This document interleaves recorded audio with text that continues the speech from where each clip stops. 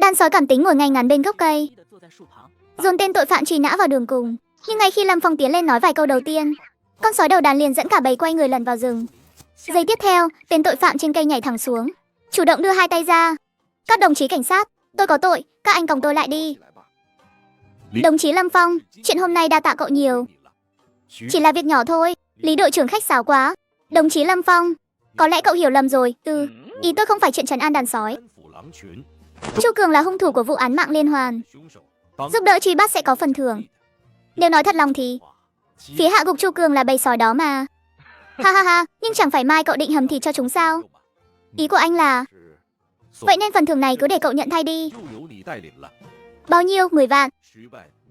Lâm Phong vừa đi về nhà trong gió lạnh, đầu óc vẫn còn hơi choáng váng, vừa ngủ một giấc ở nhà tỉnh dậy. Bầy sói đã giúp mình bắt được tội phạm truy nã, lại còn nhận được 10 vạn tiền thưởng. Về quê trang trại còn chưa mở xong, mà đám động vật này cứ như đồng tử dâng quả ấy, cứ liên tục gửi tiền cho mình. Tin vui, đúng là đại hỉ mà. Trụ sở chỉ huy tạm thời ở đầu thôn Lâm Biên. Chu Cường đã bị áp giải lên xe cảnh sát, không hề giãy giụa, không hề phản kháng, thậm chí còn lộ ra một nụ cười đầy an tâm. Làm nghề trinh sát hình sự 20 năm, đây là lần đầu thấy nghi phạm sau khi sa lưới lại cảm thấy an toàn, lạnh như. Đúng lúc này, 3 chiếc xe chở quân tiến vào đầu thôn, dừng bên ngoài vạch phong tỏa, cửa xe đồng loạt đẩy ra. Các chiến sĩ vũ trang đầy đủ bước ra nhanh chóng. Đội trưởng đội cảnh sát vũ trang Trương Thụy sải bước đi tới trước mặt Lý Kiến Quốc, chào một cái theo quân lễ. Trung đội cảnh sát vũ trang nhận lệnh đến chi viện. Toàn đội, mục tiêu vào núi bao lâu rồi? Chúng tôi đã lập ra 3 bộ phương án, tìm kiếm núi kiểu răng lưới, đơ dơn và thiết bị cảm biến nhiệt cũng đã mang tới. Trung đội, không cần tìm nữa đâu. Không cần nữa. Mục tiêu tẩu thoát rồi sao? Không phải, người đã bắt được rồi, đang ở trong xe. Trương Thụy nhìn theo hướng tay của Lý Kiến Quốc, nhìn vào hàng ghế sau của xe cảnh sát. Chu Cường đang đối diện với anh ta, lộ ra một nụ cười đầy an tâm. Toàn đội, bên đại đội hình sự các anh làm việc năng suất thế. Chưa đầy 2 tiếng đồng hồ, tên tội phạm bị truy nã gắt gao đã bị các anh tóm gọn rồi. Không phải chúng tôi bắt, mà là một nhân viên bảo vệ rừng. Tên tội phạm này có đồ chơi trong tay, là một kẻ liều mạng. Dân làng làm sao tóm được hắn? Cũng không hẳn là dân làng, mà là sói. Sói, bởi một bầy sói hoang à? Lý Kiến Quốc hít sâu một hơi, kể sơ qua mọi chuyện một lần. Nhưng Trương Thụy sau khi nghe xong, lại cảm thấy não bộ như bị đứng hình vậy. Sáng sớm ngày hôm sau, Lâm Phong đang ở trong bếp hầm thịt. Đúng lúc này, anh Phúc hớt hải lao vào trong sân, tay vẫn còn giơ cái điện thoại. Phong ca, anh dậy chưa? Sáng sớm mày ra, cậu hớt hải cái gì thế? Anh Phúc không trả lời, mà trợn tròn mắt nhìn Lâm Phong từ trên xuống dưới. Ánh mắt đó không giống như đang nhìn một con người, mà giống như đang nhìn một pho tượng Phật phát sáng vậy.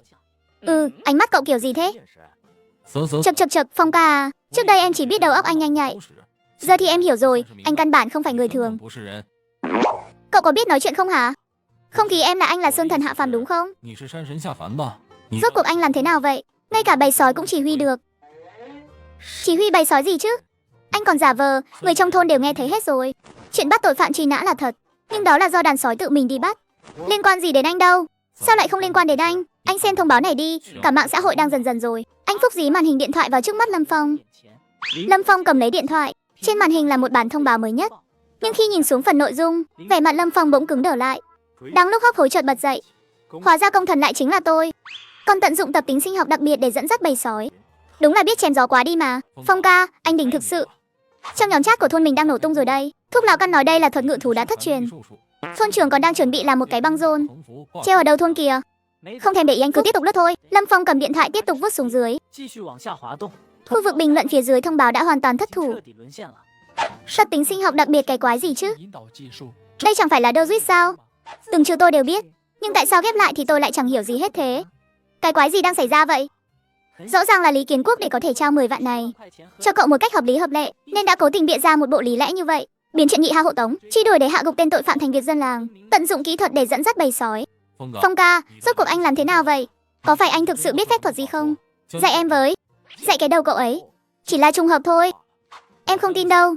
Đúng lúc này, điện thoại trong túi Lâm Phong rung lên một cái. Lấy ra xem thì thấy 2 tin nhắn báo tiền về tài khoản ngân hàng. 5 vạn tiền cứu trợ, 10 vạn tiền thưởng truy nã. Tổng cộng là 15 vạn, cộng thêm số tiền tích góp ban đầu và cả khối cầu đầu kim chưa bán nữa. Có số tiền này rồi, việc xây dựng trang trại có thể hoàn toàn triển khai mạnh tay. Anh Phúc, cậu liên hệ với thôn trưởng đi, bảo thanh niên trai tráng trong thôn có thể làm việc đến đây một chuyến. Anh chuẩn bị làm một mẻ lớn, xới đất nhổ cỏ, vây hàng rào, tiền thưởng đã về rồi. Tiền về rồi sao? Tuyệt quá. Em đi thông báo ngay đây.